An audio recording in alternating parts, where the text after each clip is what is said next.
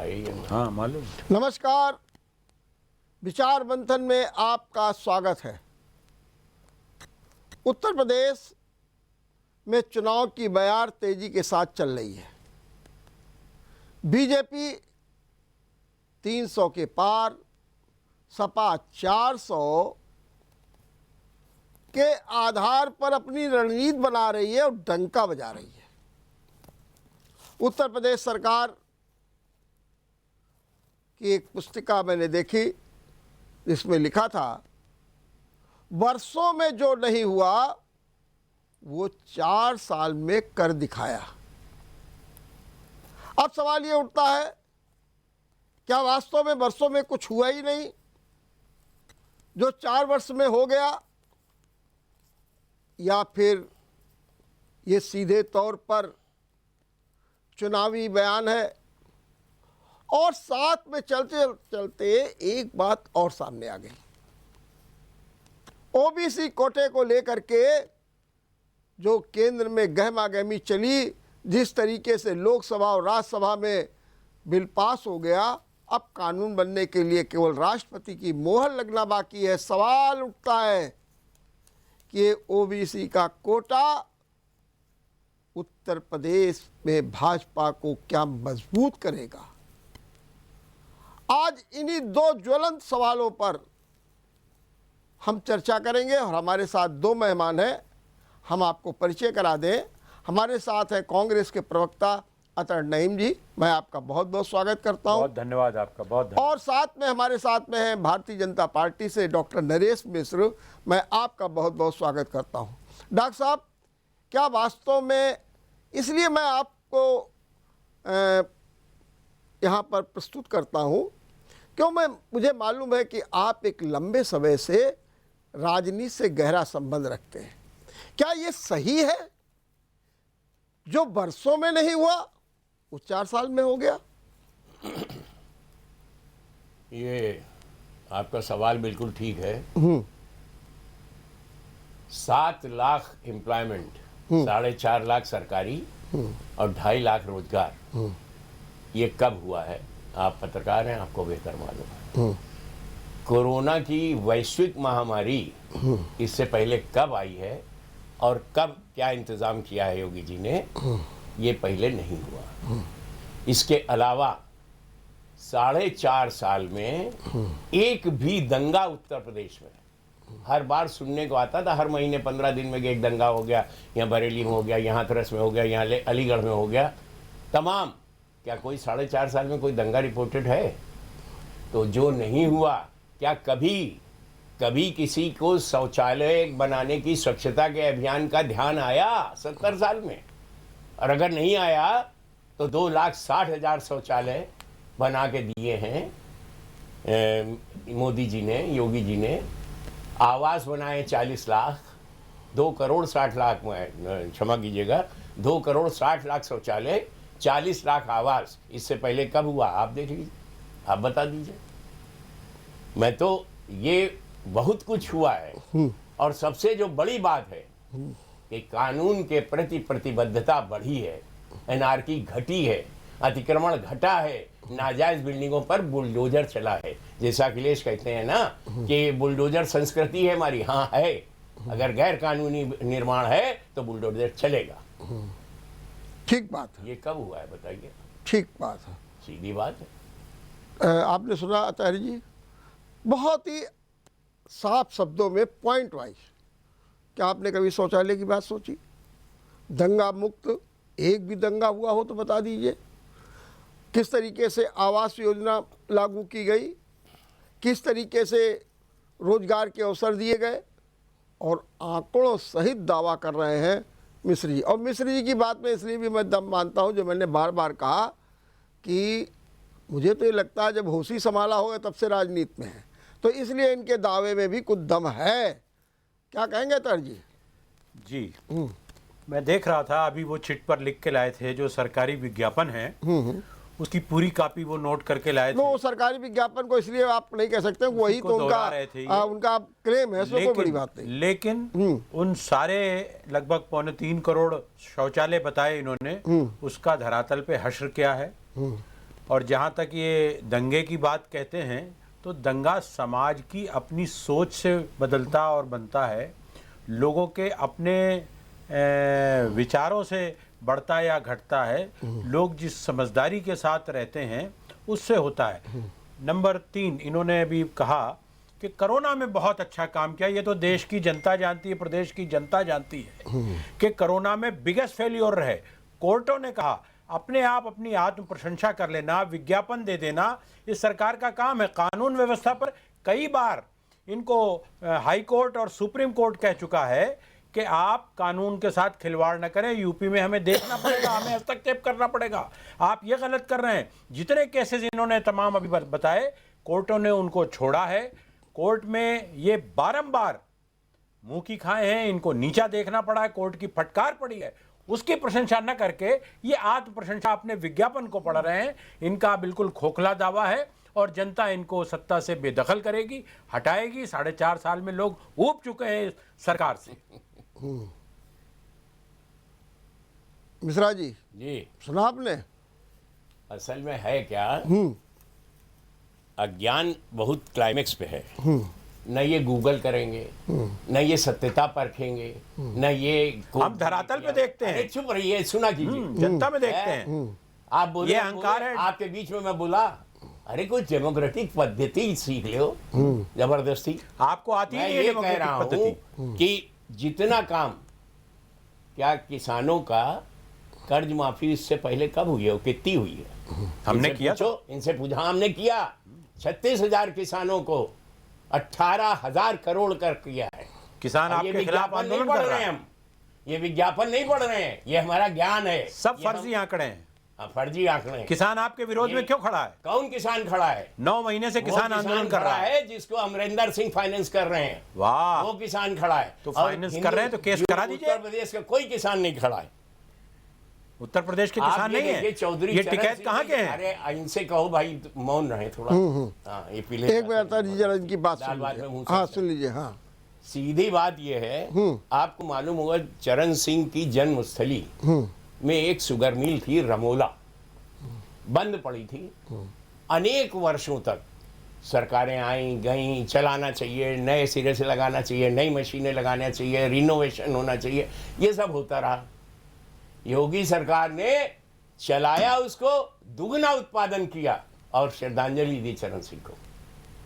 ये हुआ। ये कहाँ ये पढ़ते हैं, ये जानते गन्ने नहीं। का इतने साल का इनको बकाया ज्ञान है ही नहीं किसान। है। अरे भाई ज्ञान, आप वर्मा जी ये कंट्रोल रखिए, जब इनसे हाँ। कहिए तब बोलिए। अच्छा, बस एक मिनट, आप भी थोड़ा संक्षेप कर लीजिए। हाँ हमारा संक्षेप है। आप 1.5 हाँ, घंटा बोलेंगे तो हाँ क्या होगा? हाँ हाँ, एक मिनट। जी जी हो गया। मिश्रा जी, हाँ। एक सवाल मैं आपसे पूछ रहा हूँ। आपने बहुत अच्छी बातें की, जरा हमको एक सवाल का जवाब मेरे दिमाग में इस समय आ गया। आप अभी कह रहे हैं कि किसानों के लिए बड़ा काम किया गया है और किसान को अमरिंदर सिंह इस तरीके से फाइनेंस कर रहे हैं, सब कुछ कर रहे हैं। मैं आपकी बात मान ले रहा हूँ।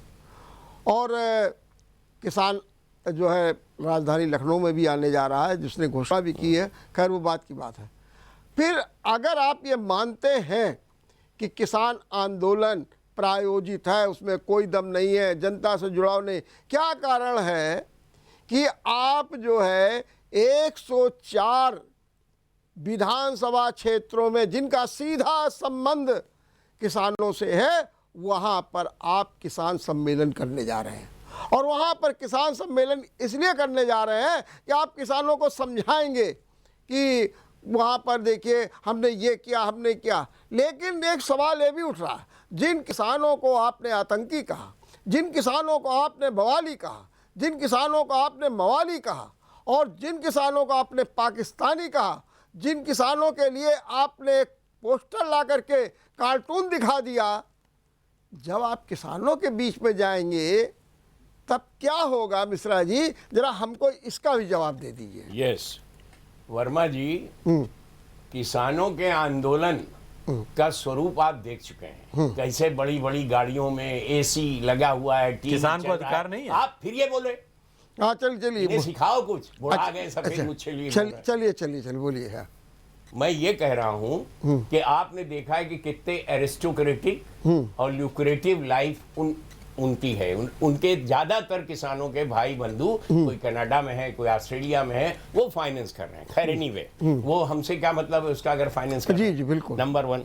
नंबर 2, अगर सरकार ये कहती है कि हमारे साथ आप बैठिए और ये बताइए कि इन 3 नियमों में 3 जो बने हैं कानून, हाँ। कानून बने हैं किसानों के लिए, इसमें खराबी क्या है ये बता दीजिए। तो नहीं कह, वापस लो, बस वापस लो। खाली ऐसे जैसे बच्चे नहीं जिद करते हैं कि नहीं तो हम तो आइसक्रीम ही खाएंगे।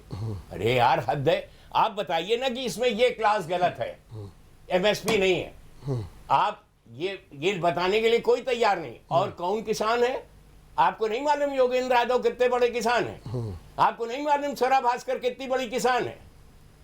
ये किसान आंदोलन ये वही है जो शाहीन बाग में था। सीए वापस लो, वापस लो, बस और कुछ नहीं। तब आप किसानों के पास जब जाएंगे तो कैसे उनके जो आपने जिस तरीके अभी आपने ही कह दिया कि सीए की तरीके से है, तो वो लोग तो किसान आपसे पूछेंगे भाई हम जब सीए की तरीके से हैं, हम आतंकी हैं, पाकिस्तानी हैं, तो फिर काहे हमसे बात करने के लिए आए हो? मेरा सवाल ये है, इसका क्या जवाब देंगे आप किसान सम्मेलन में? बता रहा हूँ जी। आप मीडिया के आदमी हैं, क्या पाकिस्तान जिंदाबाद के नारे नहीं लगे हैं इनके उसमें? और इनको जब आतंकियों मवाली वो जो आप कह रहे हैं कहा गया, तो लाल किले में इनका क्या शो था? क्या था?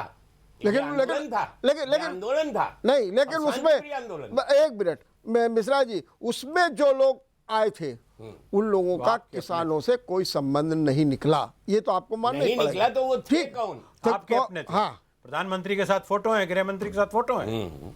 ये चलिए अतर जी जो अभी जवाब दे रहे थे, मुझे इनकी बातों का जवाब देना। हाँ, किसान और एक बात ये भी है कि जो किसानों का आंदोलन है उसको प्रवोक करने में, उसको भड़काने में कांग्रेस की बड़ी भूमिका है, इसमें भी दो राय नहीं। जो अभी मानसून सत्र जिस तरीके से हंगामे की बेट चढ़ गया, उसमें एक मुद्दा ये भी था।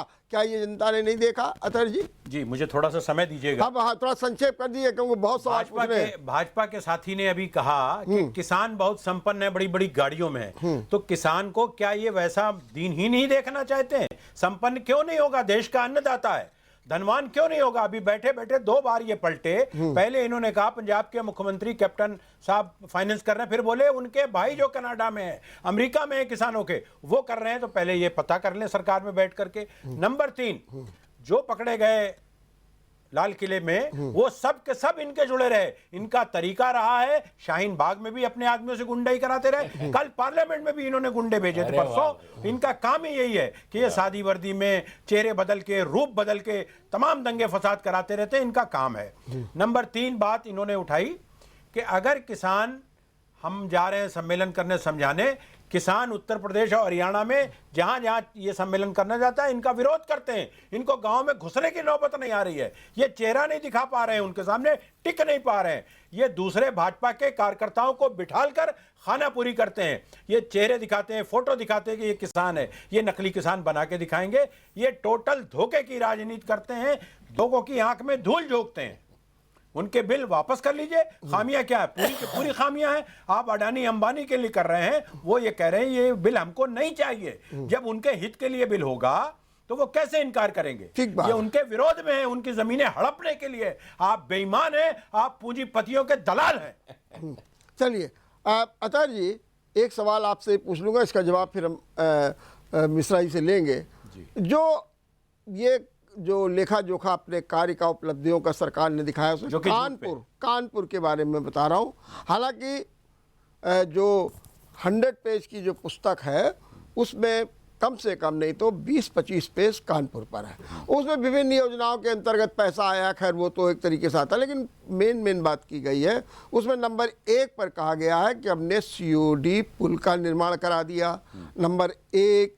नंबर 2 ये कहा गया जो मुख्य रूप से कि मेडिकल कॉलेज को सुपर स्पेशलिटी बनाने के लिए 100 करोड़ रुपए में काम चल रहा है। और तीसरा जो मेजर वर्क बताया गया है वो बताया गया है मेट्रो का, कि मेट्रो बहुत तेजी के साथ हो रही है। तो अगर ये काम हो रहे हैं, जनता भी देख रही है, तो फिर निश्चित रूप से तो फिर मानना ही चाहिए कि हाँ भाई इस सरकार में काम हुआ।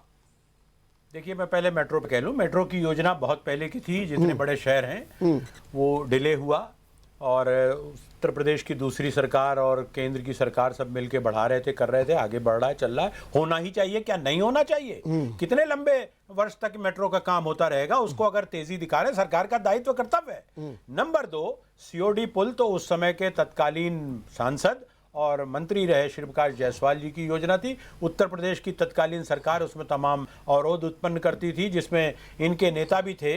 तब तो ये खैर कांग्रेस में ही थे, बाद में ये भाजपा में चले गए। इनके तब के नेता या आज के नेता कह लें, वो बार बार विरोध पैदा करते रहे। सीओडी पुल आखिर कितने लंबे अरसे तक बाधित पड़ा रहा, अब चालू हो गया। ये जनता का अधिकार है, इसको पहले हो जाना चाहिए था। दूसरी बात आपने बताई कि कानपुर के लिए इन्होंने तमाम बातें कही हैं। कानपुर उत्तर प्रदेश में सबसे ज्यादा राजस्व देने वाला जनपद है। कानपुर से जितना टैक्स चलता है, इन सरकार में बैठे लोगों इतना का जो मिला है मेरा हमारा हक है, हमारा ये पूरा हमारा। अच्छा, तो अगर आपसे मैं एक सवाल बस छोटा सा बता दीजिए, आपका हक है क्या और कुछ भी आप चाहते थे जितना उनको देना चाहिए था? उच्चीकरण होना चाहिए कानपुर में। क्या होना चाहिए कुछ बताएंगे? कानपुर में सफाई नहीं है, इनका नगर निगम फेल है। विज्ञापन लगा देने पे के नंबर 1 हो गए। कानपुर की जनता जानती है कितना बुरा हाल है। नंबर 2, अभी कानून की बात आप कर रहे थे, आपके चैनल में आने पे ही मुझे मालूम हुआ कि एक गैंग पकड़ा गया जो ऑनलाइन ठगी करता था, जिसमें कानपुर लाया जा रहा है अपराधियों को, और कानपुर की कमिश्नरेट का उसमें बहुत बड़ा रोल है। हम पुलिस विभाग का धन्यवाद ज्ञापित करते हैं। लेकिन सरकार अगर अपनी तारीफ करती है तो 3 साल पहले मुकदमा ये कायम हुआ था।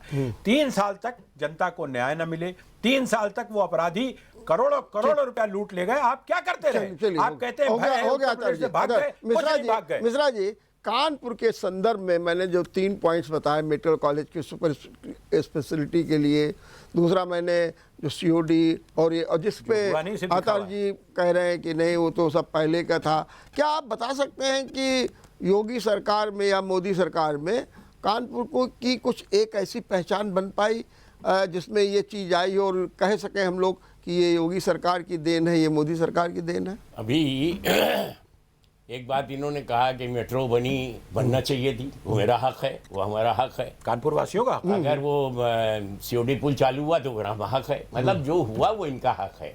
मेरा मतलब कानपुर वासियों का। अच्छा, ये इनका दोष नहीं, मैं इनको इस बात की मुआफी देता हूँ, इनको क्षमा करता हूँ कि ये सरकारें में नहीं 30 वर्ष से, तो ये क्या करते, इनके बस का कुछ नहीं। ये तो लेकिन केंद्र में तो थे, केंद्र में थे, नहीं किया। अच्छा, अब और सुनिए, इन्होंने कहा कि मेट्रो की योजना तो पहले की थी, आज की पूछो कब की थी।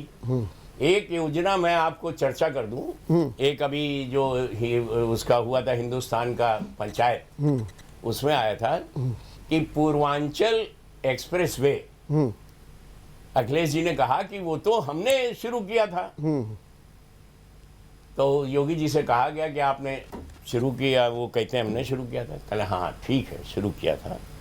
उन्होंने 2016 में 15,000 करोड़ के बिड्स निकाल दिए पूर्वांचल एक्सप्रेसवे के। 340 किलोमीटर की पूर्वांचल एक्सप्रेसवे थी। तो जब हम सत्ता में आए, योगी जी ने कहा, तो हमने पूछा कि भाई ये शुरू क्यों नहीं हुआ? तो कहना साहब शुरू कैसे हो, अभी तो 1 इंच जमीन तो खरीदी नहीं गई है। और नियम ये है एक्सप्रेसवे का कि 80% जमीन जब सरकार के पास अधिग्रहण हो जाती है तब प्रोजेक्ट शुरू होता है। तो फिर उसको निरस्त किया गया, दोबारा शुरू किया गया 2018 में, और आश्चर्यजनक रूप से 15,000 करोड़ की योजना 11,000 करोड़ में हुई, 2 साल बाद हुई, ज्यादा महंगाई में हुई। तो 4,000 करोड़ कहाँ जा रहे थे? कौन नहीं जानता। कोरोना में ये योगी तो निकल रहे थे, क्वारंटाइन होना पड़ा इन्हें, कोरोना ग्रस्त हो गए थे, डीजीपी कोरोना ग्रस्त हो गया था। कौन सा विपक्षी नेता कोरोना ग्रस्त इलाकों में गया और कोरोना ग्रस्त हुआ? बतावेंगे? कुछ किया नहीं। ये गाल बजाने से थोड़े होगा। सैफई में नाच कराते रहे अखिलेश 5 साल पूरे, और योगी अपने पिता के मरने में नहीं गया। क्या कंपैरिजन है? कोई मुकाबला है क्या? योगी है, उसका परिवार नहीं है कि 10,000 करोड़ बचा लो, 20,000 करोड़ बचा लो। और योगी जब तक रहेगा उत्तर प्रदेश बहुत आगे जाएगा। और आज आपको शायद वर्मा जी आपको तो मालूम होगा, 24 करोड़ जनता जनसंख्या यूपी की। यूपी की, और बेरोजगारी की दर यानी सबसे ज्यादा आबादी और बेरोजगारी की दर सबसे कम, ये योगी के शासन में हुआ है। तो आंकड़ों के खेल में आप लोग आंकड़ों खेल में पारंगत- आप करिए ना आंकड़े, पारंगत हैं। आपका बता तो दिया वो 15,000 जनता करोड़ कर का रही है, घोटाला। जनता कर रही क्या है, है? जनता कर रही है। जिसने जनता- घोटाला किया था आपने कोई कार्रवाई की? जनता ने 14 में किया, 17 में किया। आप उसमें तो 19 कह ही में नहीं किया, सकते, 22 में वो करेंगे। अदालतों से बरी हैं जिसके आरोप पे आप आ गए थे धोखे में सत्ता में। अच्छा, ये क्या आपकी परमिशन से बोल रहे हैं वर्मा जी? हाँ जी, यू आर एंकर। हाँ ठीक, बिल्कुल सही बात है, बिल्कुल। ये पीलू मोदी हैं। हाँ चलिए, एक बात अब मैं जरा अतर्जी थोड़ा सा अपने मुद्दे को भटकाते हुए कह रहा हूँ कि एक ओबीसी का चक्कर चला और ओबीसी को लेकर के उत्तर प्रदेश में ये कहा जा रहा था कि इतनी जल्दी से इसे लाया गया ताकि उत्तर प्रदेश में इसका फ़ायदा बीजेपी को मिले। क्या आपको लगता है कि जो ओबीसी का नया प्रावधान हुआ है जिसमें अधिकार मिल गया है यूपी को अपने हिसाब से जातिगत लिस्ट बनाने का, तो उससे क्या बीजेपी को लाभ मिलने जा रहा? बिल्कुल नहीं मिलने जा रहा है। हाँ। यही सिद्ध करता है कि इनको हार का बहुत बड़ा भय है। तो इनको ये नया लगा कि कुछ जातियां और ले लो। आप तो इतने प्रोफेसर रहे, पत्रकार इतने 50 बरस से हैं, आप जानते हैं कि जो निर्धारित कोटा है उसके अंदर और भीड़ आएगी, इस कमरे की जो कैपेसिटी है तो वो उनका भी कोटा डगमगाएगा, गड़बड़ होगा। ये कैसे समायोजन करेंगे? ये मंडल बटा कमंडल कर रहे हैं या कमंडल बटा मंडल कर रहे हैं और दोनों ही इनके खिलाफ होंगे। ये हारेंगे 2022 में।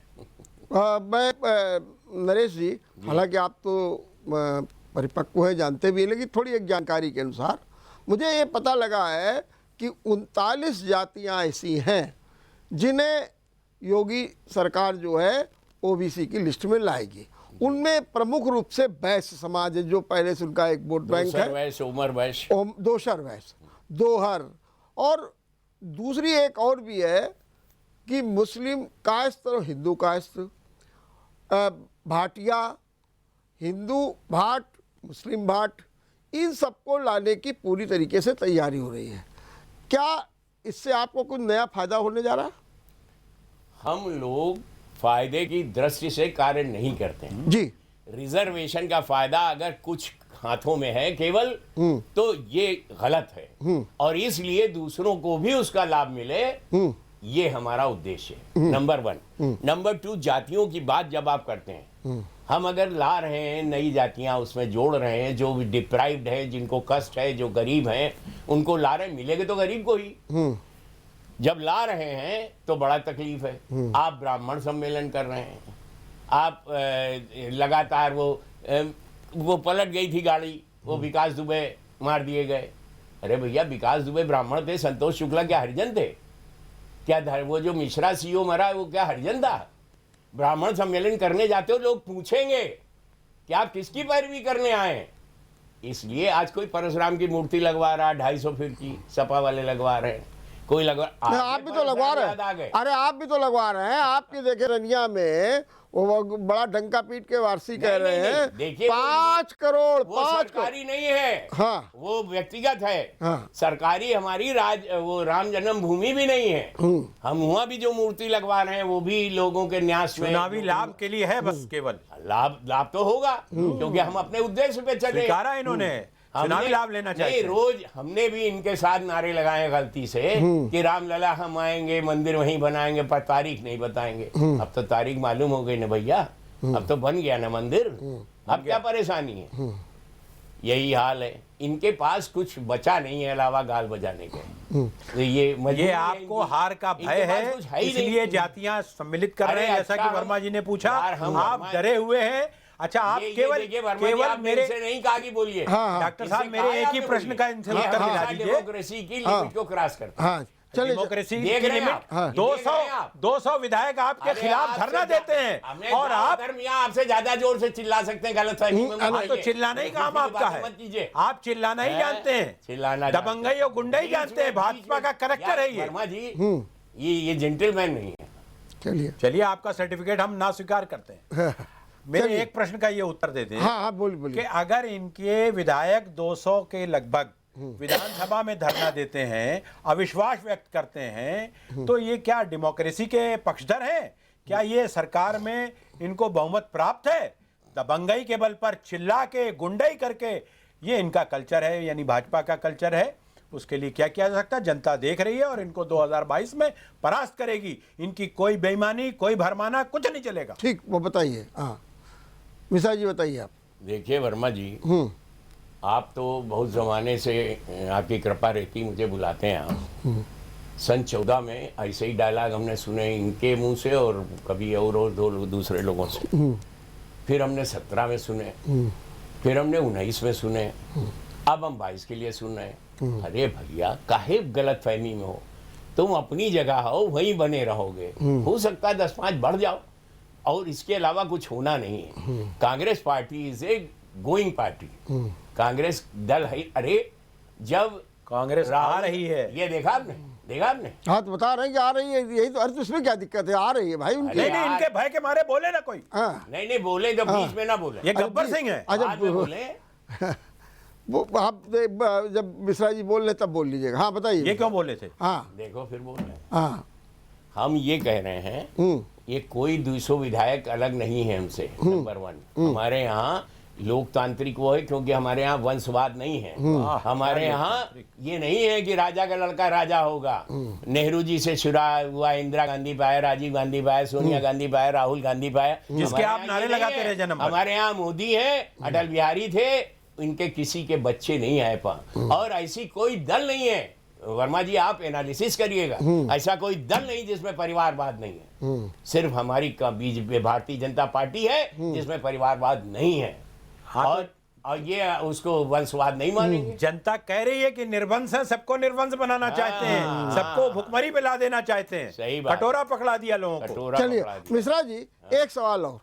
क्या आप इस आरक्षण में मुस्लिम वर्ग को भी ला करके क्या मुस्लिम वोट बैंक में सेंध लगाना चाहते हैं क्या आप? ये तुष्टीकरण नहीं है। आप ये बताइए। एक मिनट जरा सुन लीजिए। मुस्लिम हमारे दुश्मन नहीं, पहली बात। हाँ हम सबका साथ, सबका विश्वास, उसके साथ ही हैं, सबका विकास, सबका विनाश। हमारी बात ये आपको मालूम उत्तर प्रदेश की मुस्लिम आबादी कितनी है? मियां बताओ कितनी मुस्लिम आबादी? हम अलग बांट के देखते ही नहीं। आप पढ़ के बताइए। आए नहीं कभी, ज्ञान है ही नहीं। जी हाँ बताया। 17% मुस्लिम आबादी और 35 से 40% सरकारी योजनाओं का लाभ मुसलमानों को मिल रहा है। 10 योजनाएं बता दीजिए लाभ की। 10 मैं चुनौती देता हूं। 10 गिना दीजिए। आप 35 कह रहे हैं, 10 गिना दीजिए, 5 गिना दीजिए। सरकारी आवास योजना बताइए कितने मुस्लिम मिले? गिनाइए, आप लाइए, आंकड़े लाइए। अरे आप झूठ बोलना बंद कीजिए यार, ये इनको बिल्कुल झूठ बोल रहे हैं आप। गलत फहमी है। बिल्कुल झूठ बोल रहे हैं आप। अच्छा एक मिनट मिश्रा जी, तो क्या मैं ये मानूं कि आप आरक्षण दे करके मुस्लिमों को ये तुष्टीकरण कर रहे हैं नहीं? एक मिनट, उनके वोट बैंक में आप सेंध लगाने जा रहे हैं? वो हम सेंध क्यों लगाएंगे? मुस्लिम हमारे साथ हैं। साथ है, और क्या? ठीक बात है। मुस्लिम हमारे दुश्मन थोड़े हैं। चलिए अतः जी, मेरा सवाल यही आपसे भी है कि आप देखिए भारतीय जनता पार्टी अपने बहुसंख्यकों पर तो डोरे डाल ही रही है, लेकिन चाहे 3 तलाक का मामला हो, जैसे मिश्रा जी कह रहे हैं कि योजनाओं में 35% तक का लाभ मिल गया माइनॉरिटीज़ को, इसी प्रकार से और योजनाओं को देखिए उसमें भी लाभ इनको लगातार मिल रहा है। आज ये भी सही है कि मुस्लिम समाज का एक बहुत बड़ा वर्ग भी इनसे जुड़ रहा है। तो क्या आपको नहीं लगता है कि इस ओबीसी से जो शामिल किए जाएंगे जातियां मुस्लिम की भी, उससे भी मुस्लिम जगत में एक नई रोशनी आएगी और वो बीजेपी के साथ जुड़ेगा? बहुत गंभीर और राजनीतिक प्रश्न है आपका, सामाजिक प्रश्न है आपका, मगर हाँ 2 मिनट अगर ये व्यवधान न डाले, जो कि इनकी आदत है, हमेशा चिल्लाने की आदत है। लेकिन थोड़ा संक्षेप करिए। हाँ, मैं संक्षेप में ही कहूंगा। हाँ। देखिए, कांग्रेस का अपना दृष्टिकोण है कि वो कभी धर्म और जाति में बांट कर नहीं देखती। कांग्रेस ये कहती है कि जो सरकारी योजनाओं का लाभ है वो सबको मिलना चाहिए। ये और इनकी सरकार ये कहती है इतने मुस्लिम, इतने प्रतिशत ये, इतनी 39 जातियां और जोड़ दो, इतने और ये जोड़ दो, इतने लोगों, मतलब इनको केवल वोट और राजनीति चाहिए। ये मरने पे भी लोगों को ये देखते रहे, इनके नेता भाषण करते रहे शमशान और कब्रिस्तान का, अरे मरने पर भी राजनीति, लाशों पर भी राजनीति, ये इनका अपना केंद्र बिंदु हो सकता है। कांग्रेस ये देखती है कि भारत का या प्रदेश का जितना जनमानस है, संपूर्ण जनमानस एक दृष्टि से देखना चाहिए। सरकार माई बाप होती है, भेद करके नहीं देखती। इनको कल तक जो बात तुष्टीकरण लगती थी, आज ये कह रहे हैं सबका विकास। मैं कहता हूं इन्होंने तो सबका विनाश किया है, सबका सर्वनाश किया है। ठीक बात है। मिश्रा जी, आपका कोई कमेंट तो नहीं है? हाँ, जल्दी से जी। ये जो बात कह रहे हैं कि ये सबको बराबरी से देखते हैं, ये वो कौन सा कांग्रेस का नेता था जिसने 1990 में ये कहा था कि 5 लाख कश्मीरियों को बाहर मत करो? कौन सा था? कौन नेता था जिसने ये कहा था, चाहे गुलाम नबी आजाद हो या कोई हो, किसी ने कहा हो कि बड़ी जाति हो रही? विरोध किया आपके समर्थन से सरकार नहीं। जब आप ऑब्जेक्शनेबल बात कहेंगे, बिल्कुल कहेंगे। देखो, आपसे या आपके नरेंद्र मोदी और योगी से डरते नहीं है। सुनिए बात, आप आवाज का गला घोटते हैं। आपकी ही सरकार थी, आपके समर्थन से सरकार थी, वीपी सिंह और मुफ्ती सईद की सरकार। एक मिनट, अच्छा आप अतर जी शांत रहिएगा, जरा मिश्रा जी की बात सुन लें। हाँ, मगर ये झूठ बोलेंगे, उदाहरण झूठ बोलेंगे, तो ऐसा करिएगा ना, तो ये भी शामिल थे। नहीं, जब मिश्रा जी बोल रहे तब आप बोलिए। हाँ, मुझे मौका दीजिए। हम मौका तो हम बिल्कुल दे रहे हैं। आज तो 2 ही लोग हैं, हम तो 2 लोगों को, भाई आपके बाद उनको बोलना, मैं तीसरे को तो बोलने नहीं है। बोलिए। हाँ, बोलिए मिश्रा। मैंने ये कहा कि जब इतनी जाति हो रही थी, ये बराबरी की देखते हैं ना, ये देखते हैं कि हिंदू मुसलमान बराबर है। अभी इन्होंने कहा, तो जब 5 लाख हिंदू अलग हुए थे, तो कौन सा सरकार, कौन सा कांग्रेस नेता, कौन निकल के आया था जिसने कहा देखिए फिर ये पिल रिपीट? नहीं, ये कह रहे हैं कि हम बोलना चाहते हैं। नहीं तो बोलना चाहते, चुप रहे। हाँ, तो चुप तो है, अभी चुप इशारा है, देख लो, इतने मैनर्स भी नहीं मालूम है आपको। हाँ, ठीक है, ठीक। आप बोलिए, जल्दी से बोलिए जी। तो मैंने ये कहा, हाँ, नहीं, आपकी बात हो गई कि भाई कोई कांग्रेसी नहीं बोला। ठीक, बस मैं इशारा देना, डिबेट का सीखिए तरीका। अतर जी देखिए, जब ये घटना कश्मीर की हुई तो सरकार केंद्र में किसकी थी? कौन देखता था कश्मीर के मामलों को? समर्थन किसका था? भारतीय जनता पार्टी का समर्थन था। और अभी 3 साल जब ये महबूबा मुफ्ती के साथ पेंगे लड़ा रहे थे, तब कश्मीर में क्या हुआ? कश्मीर पे अलग से रख ले, और ये आ जाए या इनका कोई बड़ा नेता आ जाए, कश्मीर पे ही बात कर ले। अभी जो उत्तर प्रदेश के फेल्योर की बात हो रही है, उत्तर प्रदेश की सरकार पूरी तरह से विज्ञापन और झूठ और इश्तिहार पर है, धरातल पर बिल्कुल नहीं है। जनता इनसे पीड़ित है, जनता इनको हराएगी। चलिए, 1 मिनट मिश्रा जी, एक सवाल का जवाब मैं आपसे जानना चाहता हूँ। जी। ये भी सही बात है कि खूब उपलब्धियां भी हैं योगी सरकार की, और खूब उनका प्रचार भी हो रहा है, जनता में भी है।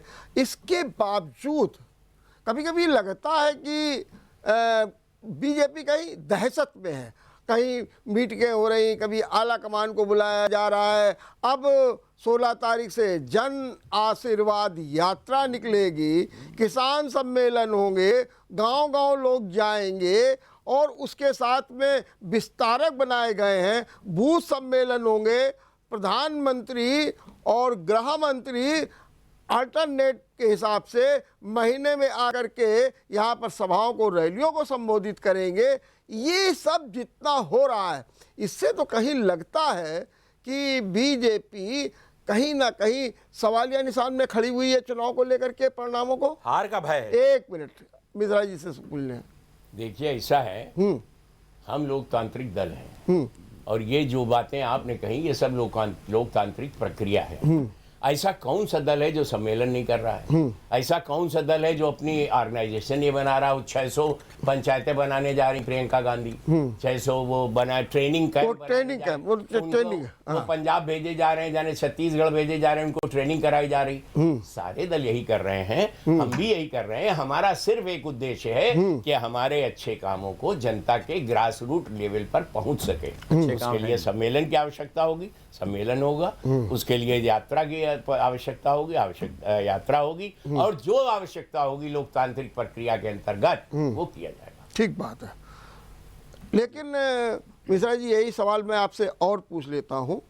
लोग कहते हैं बार बार कि ठीक है, आप विकास की बात करते हैं, विकास, लेकिन घूम फिर करके वही लफ्ज़, वही मतांतरण शुरू हो गया, और सब कुछ उसी ढर्रे पर सब चलने लगा। रोज रोज कहीं ना कहीं किसी न किसी ज़िले से इस तरीके की खबरें भी आने लगी। एक माहौल बन रहा है। लोगों का कहना है कि ये आतंकवादी पकड़े जा रहे हैं, सब कुछ हो रहा है। कहते हैं कि सब एक उसकी भूमिका है। आप लाख कहें विकास की बात, लेकिन कुल मिलाकर के हिंदुत्व, राष्ट्रवाद, वहीं पर आपका चुनाव जाकर के चलेगा और उसी से आप अपना मुद्दा निकाल करके जीत हासिल करेंगे। मैं बोलूं? हाँ, अरे आप ही के लिए तो है ही है। देखिए, लव जिहाद और धर्मांतरण दो बातें आपने कही, और आतंकवाद और आतंकवाद। जी, आतंक क्यों? अब उत्तर प्रदेश में तो आतंकवाद बचा नहीं है, निपट गए सब। नहीं, ऐसा ना हो कि फिर निकल आवे, क्योंकि अभी तो निकल आवे तो निपटा दिए जाएंगे योगी जी के जमाने में। अभी क्योंकि अभी पकड़े गए थे ना, वो कोई इसलिए। परेशानी नहीं। राजनीतिक आवश्यकता के तहत जो जो प्रेशर कुकर बम लेके चलते हैं ना, हाँ, वो वही। निपटा दिए जाएंगे, हाँ, आप वो। चिंता ना करिए। अच्छा अच्छा। अच्छा, और रही बात धर्मांतरण की, क्या आपने अखबारों में ये पढ़ा नहीं कि वो उस आदमी का खुद का बयान है, मैं उसका नाम नहीं याद है, मौलाना जी का। उन्होंने कहा कि 1000 धर्मांतरण मैंने कराए हैं। और किसके कराए हैं? मूक बधिर लोगों को कोड की लैंग्वेज में उनको ट्रेनिंग दी गई और उसके बाद उनका धर्मांतरण कराया गया। क्यों भैया? ये बोलने चालने वाले अगर मूक बधिर ना होते तो आप धर्मांतरण कराइए। अगर राजीनामे से है तो पहले उनको शिकार बनाया गया, फिर उनके पेरेंट्स को शिकार बनाया गया। क्या ये धर्मांतरण हुआ नहीं? क्या लव जिहाद के मामले सामने आ नहीं रहे हैं कि जबरदस्ती क्या फ्रेम किए जा रहे हैं? और अगर ऐसा है तो सरकार चुप थोड़े बैठ सकती। सरकार का काम है कि धर्मांतरण न हो। सरकार का काम है कि किसी प्रकार की लव जिहाद के अंतर्गत जबरदस्ती किसी का धर्मांतरण न कराया जाए। तो मिश्रा जी, फिर हमको लगता है कि जो ये चुनाव आएगा तो उस चुनाव में यही सब बातें खुल करके आएंगी और आप ये कहेंगे हम इनको सख्ती से निपटेंगे, हम धर्मांतरण नहीं होने देंगे, आतंकवाद की बिल्कुल ठोक देंगे। आप यही बातें फिर करेंगे चुनाव में? अच्छा, बताइए क्या नहीं कहना चाहिए? नहीं, मैं आपसे पूछ रहा हूँ। ये सत्य नहीं है? नहीं, मैं देखिए, मैं ये नहीं कह रहा हूँ, मैं आपसे पूछ रहा हूँ क्या चुनाव में आप इसी तरीके की भाषा फिर बोलेंगे? चुनाव में हम विकास की बात करेंगे। हाँ, ये बातें नहीं तो लोग करेंगे। देख रहे हैं कि जो हो रहा है, हाँ। या ऐसा नहीं है, पब्लिक में जाती हैं बातें और ज्यादा प्रचार की आवश्यकता नहीं है। प्रचार का थोड़ा ऑफ द रिकॉर्ड कह लें, प्रचार का सबसे ज्यादा काम करते हैं केजरीवाल। और सब जगह कहते हैं 300 यूनिट फ्री देंगे, ये करेंगे, वो करेंगे। अभी यहाँ भी आ रहे होंगे, हमारा काल यूपी में भी। हाँ। अब सवाल ये, आपको एक किस्सा बता दे, एक छोटा सा इंस्टेंस है। 1.5-2 करोड़ की आबादी है दिल्ली की। उनके पास 800 मीट्रिक टन ऑक्सीजन थी। 24 करोड़ की आबादी है उत्तर प्रदेश की। हमारे पास 700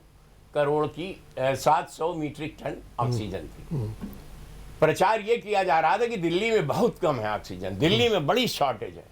जब ये हुआ, सेंट्रल गवर्नमेंट ऑफ इंडिया ने ये कहा कि ऑडिटिंग कराइए ऑक्सीजन की, तो भाग गए केजरीवाल ने, नहीं कराई ऑडिटिंग। यूपी में हुई ऑडिटिंग और ऑक्सीजन की कमी नहीं रही। आज 552 ऑक्सीजन के प्लांट तैयार हो रहे हैं, 300 लग गए। लेकिन क्या आप मानते नहीं कि यूपी में ऑक्सीजन की कमी से मौतें हुई? देखिए, ऑक्सीजन की कमी से किसी भी प्रदेश के किसी भी व्यक्ति ने, किसी मुख्यमंत्री ने ये रिपोर्ट नहीं जब किया। अपनी प्रश्नावली में वो मांगा ही नहीं था, आपने यही धूर्ता ही थी आपकी। भाई अब हम चुप हो जाएंगे। हाँ हाँ, वो सच्चाई के आगे आपको चुप होना अभी मैं बड़े सच्चे। नहीं मिश्रा जी, थोड़ा संशोधन कर लीजिए। संशोधन ये है कि मांगा ही नहीं था। आप नहीं, दोनों एक टीचर हैं, एक एक प्रोफेसर मिनट। हैं। आंध्र प्रदेश ने अपनी जो रिपोर्ट भेजी है, अब जो मांगा जा रहा है उसमें ये साफ कह दिया गया कि ऑक्सीजन की शॉर्टेज से मौत हुई और इसे बाकायदे स्वास्थ्य मंत्री ने स्वीकार किया। अच्छा, अब आप मेरी बात सुनिए। हाँ, आपकी बात सुन लेंगे। ये बात ठीक है।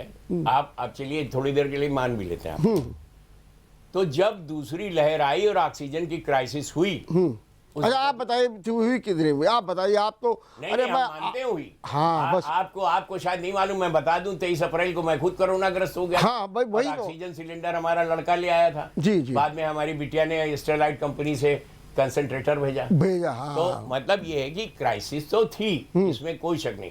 और देखिए, कई दफे क्राइसिस मैनिपुलेटेड होती है। जिसको ऑक्सीजन नहीं चाहिए वो भी लाइन में लगा है, सिर्फ ये कि मीडिया कवरेज हो, शॉर्टेज है। कुछ कभी ये होता है और कुछ सत्यता भी। परसेंटेज उसका दूसरा हो सकता है, लेकिन मैं एडमिट करता हूं उस वक्त क्राइसिस थी जिसको सरकार ने ठीक से हैंडल किया। हैंडल किया, ठीक बात है। अब आपकी बात हो गई। अच्छा जी, अब आप इनका जवाब दीजिए। एक तो लफ्ज़ियात, मतांतरण, आतंकवाद, ये इन्होंने कहा कि क्यों नहीं कहेंगे, और कहेंगे। अगर हम कोई काम कर रहे हैं तो विकास की तो बात करेंगे, ये भी कहेंगे। तो अब आपको लगता है कि आपके चुनाव पर क्या असर पड़ने जा रहा, और दूसरा कोविड को लेकर के जो बात कह रहे हैं तो उसका भी देखिए पूरी अच्छी तरीके से जवाब दिया मिश्रा जी। जी। हाँ, अच्छी तरीके से तो एक भी नहीं दिया इन्होंने। अच्छा, चलिए। पहले तो मैं इनके पूरी तरह से स्वस्थ हो जाने की कामना करता हूँ, मानसिक रूप से भी, और वाणी जो इनकी बहुत कर्कश और बहुत कठोर होती है, नहीं, वो तो डराने वाली, वो कड़क पानी है, उसमें आप स्वस्थ हो जाए। दूसरा, आपने कई प्रश्न किए, लव जिहाद भी, धर्मांतरण भी, और कोरोना भी, आतंकवाद तो मैं आतंकवाद भी, 3 तलाक भी। हाँ, वही 3 तलाक हो गए। हाँ, सभी जो सब आपके प्रिय मुद्दे हैं, सारे हैं। हाँ, तो बहुत सीधी सी बात है, सबसे बड़ी बात है लव जिहाद की। इतना बड़ा जीवन आपका भी, मेरा भी, इनका भी, कि जहां लव होता है वहां जिहाद कहां से होगा। जिहाद एक झगड़ा है, लड़ाई है, और लव लव है। ये दो कंट्राडिक्ट शब्द अलग अलग मिला के, भाषाओं के जोड़ के ये मैसेज देना चाहते हैं कि ध्रुवीकरण हो, लोग इकट्ठा हो, हमारा वोट सीधा हो। धर्मांतरण का कानून इस देश में आज से नहीं है, पहले से है। उसका क्रियान्वयन होना चाहिए। आखिर आपके राजनीतिक लाभ के लिए ही बातें क्यों उठती हैं? आप वही ढूंढ के क्यों लाते हैं? क्यों कि आपकी वही एक पूंजी है, वही आपका राजनीतिक ईंधन है, जिससे आप भट्टी सुलगाकर चुनाव में गर्म करते हैं। आपका काम, आपका विकास सब खोखला है, खोते नारे हैं। एक सवाल। अब कोरोना पे भी कह के बात पूरी हाँ, संक्षेप में कर दीजिए, फिर हम बताते हैं। कोरोना में भी ये पूरी तरह से फेलियर रहे, ये जनता महसूस करती है। चलिए, मान लिया। लोगों ने, जिसके परिजन मरे हैं, जिनकी लाशें तैरती मिली हैं गंगा नदी से लेकर तमाम नदियों में, जिनकी लाशें रेतों के ऊपर ऐसे ही दफन थी, वो सब के सब आखिर ये क्यों हटाने गए? उसके ऊपर से पीताम्बरी। ठीक बात। चलिए, मैनेज करते हैं, चलिए, ये ढकते हैं जब कुछ हो जाता है। जी, मेरा एक सवाल आपसे और है कि कांग्रेस इस समय बड़ा दमखम दिखा रही है। जी, हम जनता के बल पे दिखा रहे हैं। हाँ, जो भी कहीं भी दिखा रहे हो, जनता के बल पे दिखा रहे हो, लेकिन अभी मैं ये महसूस करता हूँ कि अभी वो संजीवनी आपको नहीं मिल पा रही है, जिसके लिए आप प्रयास कर रहे हैं। लेकिन ये तो वक्त बताएगा कि क्या होगा, क्या नहीं होगा। आप भी वही कर रहे हैं कि ट्रेनिंग कैंप भी लगा रहे हैं, इस बार प्रशिक्षण भी दे रहे हैं, आपने विकेंद्रीकरण भी कर रहे हैं और लोगों को जोड़ भी रहे हैं। मेरा सवाल ये है कि जब इस तरीके के मुद्दे चुनाव में उठेंगे, और जैसे कि मैंने आपको बताया कि जैसे मुद्दा उठेगा ये धर्मांतरण का, आतंक का, ये सब कह रहे हैं, उनको कहना ही पड़ेगा क्योंकि हमने ये ऐसा किया है। और दूसरी चीज़ जनसंख्या नियंत्रण का लेकर के, इसमें भी आप कटघरे में खड़े किए जाएंगे। तो सवाल मेरा ये सीधा सीधा है कि आपकी कांग्रेस के पास या विपक्ष के पास फिर इसका क्या जवाब होगा? क्या बाद में फिर आप ये रोना रोएंगे, क्या करें, इन्होंने हिंदू मुस्लिम कर दिया, इन्होंने ये कर दिया, इनको मैसेज नहीं चल पाया? उसकी काट आपके पास कुछ है कि सिर्फ वही ट्रेनिंग कैंप, वही पर सदस्यता अभियान, वही जनसंपर्क अभियान? लगता है कभी कभी लगता है कि फोटोकॉपी आप कर रहे हैं बीजेपी की। आदरणीय वर्मा जी, जो ये पॉलिटिकल प्रोसेस है वो हम भी करेंगे, सभी करते हैं, और हम जनता को जागरूक करेंगे, जनता को बताने की बात करेंगे कि ये इस मुद्दे पे राजनीतिक वातावरण गर्म करके अपना लाभ लेते हैं। जनता अब समझने लगी है, अब वो पहले जैसा नहीं है। इनकी इन बातों को तमाम वही जो कल इनके वोटर थे, चाहे उन्होंने इनको 19 में दिया हो, 14 में वोट दिया हो, 17 में दिया हो, वो कह रहे हैं लोग इनसे इसी वजह से ये घबराए हुए हैं, ये डरे हुए हैं। तमाम इन्होंने जो ओबीसी और जातियों में हेर फेर करने की बात की है, सब जनता समझ रही है। और ये निश्चित मान के चलिए कि 2021 के बाद 22 आते आते इनकी सब परतें खुल जाएंगी और ये हारते हुए दिखाई देंगे। इनका जो अंदर का परिवार का झगड़ा है वो भी इनको ले डूबेगा और भारतीय जनता पार्टी की सरकार उत्तर प्रदेश में परास्त होगी, कांग्रेस करेगी। अच्छा, मैं भी आपसे जानना चाहता हूं कि आप कहीं स्टैंड में स्टैंड करेंगे कि नहीं करेंगे? बिल्कुल करेंगे। कहां पर करेंगे? निश्चित रूप हम इनकी सरकार को गिराएंगे और सरकार बनाने की पोजीशन में गिराएंगे हैं। कहां से? गिराएंगे जब आपके पास क्या है कोई गिराएंगे का मतलब जनता में गिरवाने से होता है। अच्छा। गिराएंगे मतलब हम वोट से नहीं गिरवाएंगे। हाँ। अविश्वास तो इनके साथ ही है, विधायक इनके साथ नहीं है। हाँ, ठीक है। डर से प्यार नहीं होता है। जैसा मैंने कहा लव जिहाद जो ये कह रहे हैं, डर से नहीं होता है लव जिहाद। अच्छा, चलिए मैं बात आपकी मान गया, लेकिन आप क्या स्टैंड करें? खाली आप इनकी सरकार को गिरा देंगे बस? नहीं, हम अपनी सरकार बनाने का सतत प्रयास करेंगे। जनता हमको इस लायक चुनेगी। चलिए मिश्रा जी, जैसे ये कह रहे हैं परतें खुलेंगी, आप सुन रहे हैं ना एक वर्ड, इनकी परतें खुलेंगी, इनका परिवार का झगड़ा सामने आ जाएगा, सारी परिस्थितियाँ होगी। जनता आप समझ गई है कि आप किस तरीके से लोगों को गुमराह करते हैं, जैसा इनका आरोप है। क्या इसका कोई जवाब है आपके पास? देखिए यार, बहुत ये डे ड्रीमिंग है, युवा स्वप्न देख रहे हैं। इन्हें बताओ, ये कहते हैं जिन्होंने 14 में दिया, 17 में दिया, 19 में दिया, वो अब इनको देने वाले हैं। ये 30 वर्ष से यही। नहीं, आपके बंधक है वो। अब फिर ये यार, चलिए ये डिस्टर्बेंस होता है। अच्छा, आप बोलिए, आप बोलिए। इन्होंने कहा कि लव जिहाद में, लव जो होता है वो जिहाद नहीं होता है। भैया नाम काहे बदल लेते हो? अगर लव होता है तो हिंदू नाम रख के लव करोगे और शादी करके जिहाद करोगे, एक बात। दूसरी बात, जब ये कह रहे हैं परतें खुलेंगी, तो परतें तो खुल रही हैं। राहुल गांधी ने कह दिया कि हमें तो हुआ का आंध्रा का आम पसंद है। उन्होंने कह दिया कि यूपी के जो लोग हैं उनकी राजनीतिक समझ नहीं अच्छी है, केरल वालों की अच्छी। बहुत बढ़िया बात एक और कही गई कि आजकल आपको जो चुन लेगा राजनीतिक समझ अच्छी कहाँ होगी? एक मिनट, हाँ मिश्रा जी बोलिए। हाँ, देखिए ये कहा गया कि प्रियंका जी आजकल उत्तर प्रदेश बहुत आ रही हैं, इंचार्ज है। तो हमारी, उन्होंने कहा योगी जी ने, कहना नहीं जितने दफे यूपी आई उससे ज्यादा दफे इटली गई होंगी। ये भी तो कंपैरिजन कर लीजिए। नहीं, निकाल दे कागज, तो सरकार के पास होते, बता दे। देखिए कांग्रेस ने सारे एक्सपेरिमेंट कर लिए। ये यूपी को 7 पसंद है, अखिलेश के साथ साइकिल चला ली। बुआ और बबुआ साथ में हो गए, कुछ नहीं हुआ। अब प्रियंका जी 19 में थी ना, और अब फिर है। देख लीजिएगा नतीजा, कोई फर्क है नहीं। अच्छा मिश्रा जी, तो एक सवाल लीडर की समझे नहीं आती है। ये दम भरना है, जनता आपकी मुट्ठी में कैद नहीं है, बकौती नहीं है।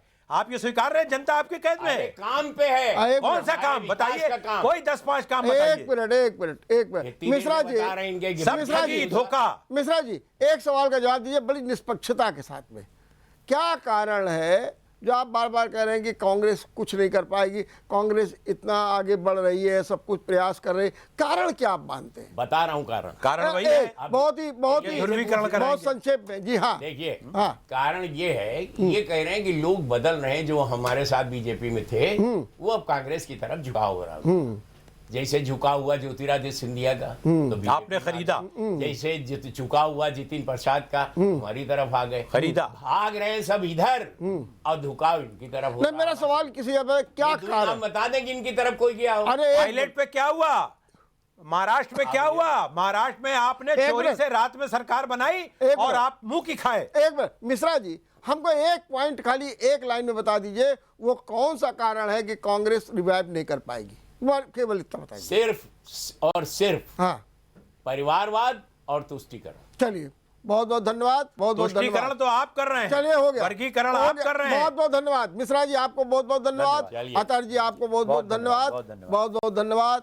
आपने सुना इनका स्वास्थ्य ठीक हो जाए। किस चीज तरीके से आज दोनों लोगों ने अपने विचार व्यक्त किए। उसमें एक बात तो साफ है कि जो 2022 का चुनाव होगा बड़ा दिलचस्प होगा। उसमें जाति भी होगी, उसमें धर्म भी होगा, राष्ट्रवाद भी होगा और हिंदुत्व भी होगा। देखते रहिए विचार मंथन। नमस्कार।